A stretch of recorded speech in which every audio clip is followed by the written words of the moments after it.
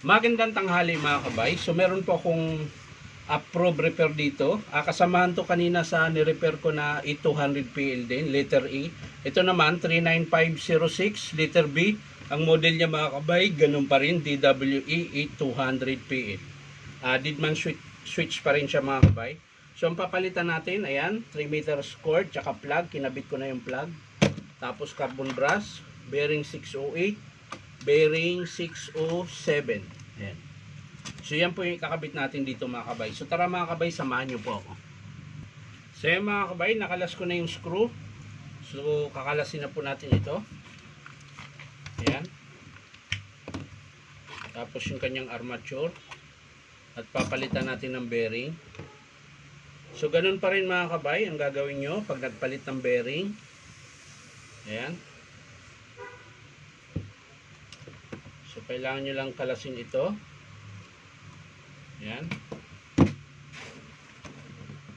So, ayan mga kabay, gamit pa rin kayo ng vice grip. Ayan, kung wala kayong puller, wala kayong pantanggal ng bearing, tapos luwagan nyo lang yung nut, tapos hugutin nyo yung pinion. Ayan, malambot din ito mga kabay. Ayan. Pero minsan pag matigas siya, ang gagamitin nyo, dalawang flat screw. Sisikwatin yung paganyan. Magkatapat sila paganyan. Ayan. Yan po yung pagtanggal pag wala kayong bearing puller. Ayan. Ganun lang po. Pero yan, malambot. So, kakabit na natin yung 608 na bago. Ayan. Tapos balik natin yung pinion. Yan.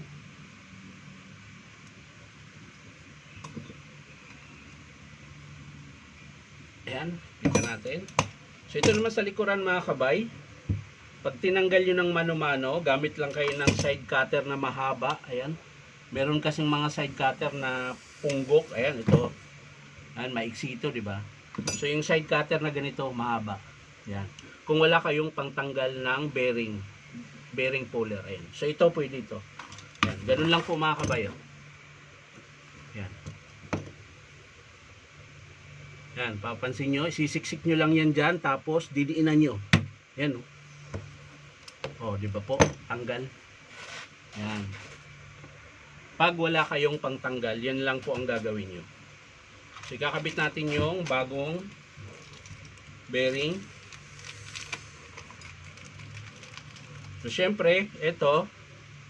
Pagbalik niyan, pwede nyong pukpukin, pero dapat ang tamaan nyo yung pinakagitna lang, yung mismong bilog ng bearing sa gitna, para hindi siya masira.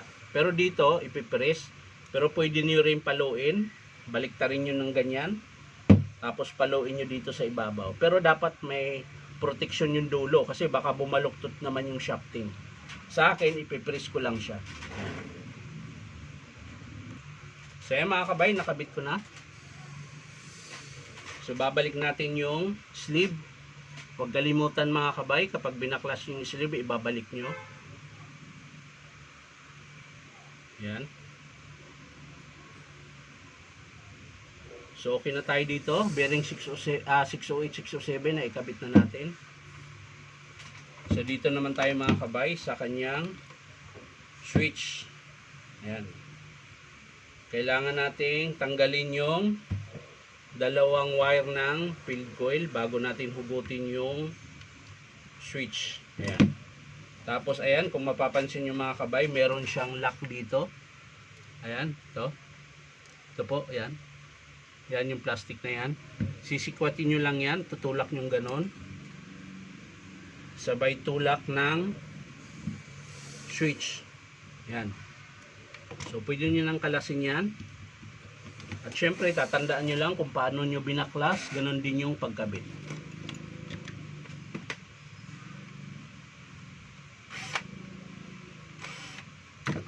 Yan. So, kailangan natin kunin tong kanyang cord protector. Ayan. Ililipat natin dito sa bago. Ayan. Ito po yung bagong cord niya. Ayan. Susuksok lang natin dito. Yan. So yan, pwede na nating i-kabit.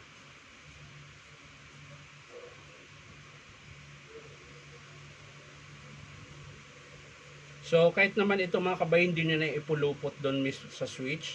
Kahit iipitin lang siya. Ayan. Bali, gaganon nyo lang. Pwede naman yan. Dahil di naman to nagagalaw. Ayan, pag ganyan lang po. Hindi po yan nagagalaw. Gawa ng meron siyang cord clamp. Pero pag nahatak-hatak mga kabay, mas maganda hinangan nyo.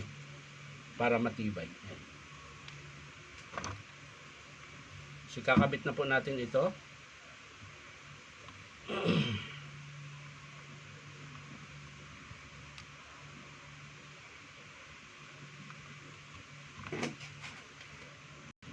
So, ayan mga kabay, papasok na po natin yung switch nya. Ayan.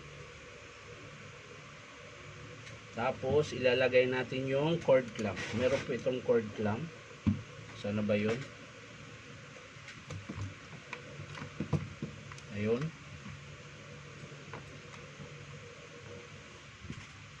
Para po hindi siya mabunot. Ayan. Cord clamp.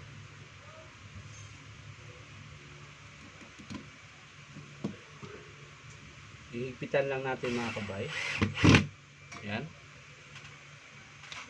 Tapos, syempre balik natin yung wire ng field coil.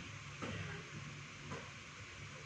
Ito yung papunta sa switch mga kabay para po gumana yung armature. So ayan na, ayos na. So pwede na nating buuin. Balik natin yung armature na tinanggal natin. Ayan.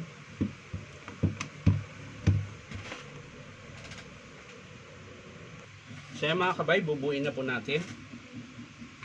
Ayan. Lagyan natin yung armature, gearbox. Ayan. Tapos, screw.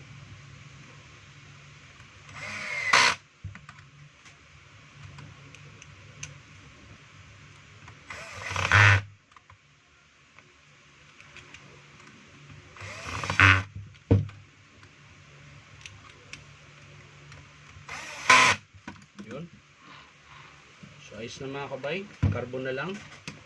Hindi pa natin na ilagay yung carbon pala.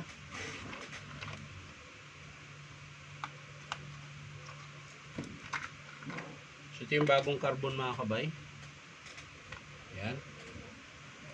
So ganun pa rin, gagamit kayo ng panungkit. Si kalawit, kailangan nyo bago nyo ipasok yung carbon brass. Yan. Tapos syempre isusuksok natin sa terminal para po siya ay gumana. So okay na yan. Dito tayo sa kabila.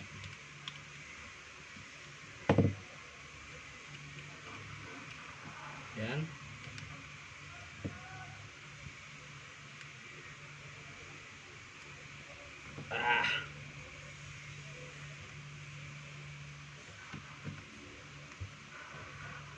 So yun na mga kabay, naikabit na natin.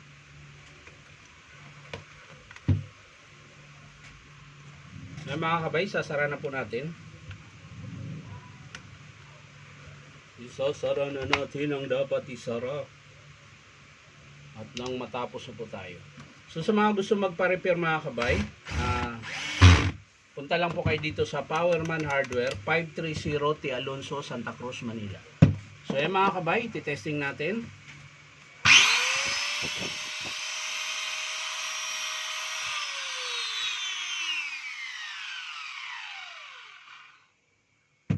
So okay na po siya mga kabay. Ang pinalitan lang po natin ay bearing 608, 607, tsaka carbon brass at yung kanyang cord at plug.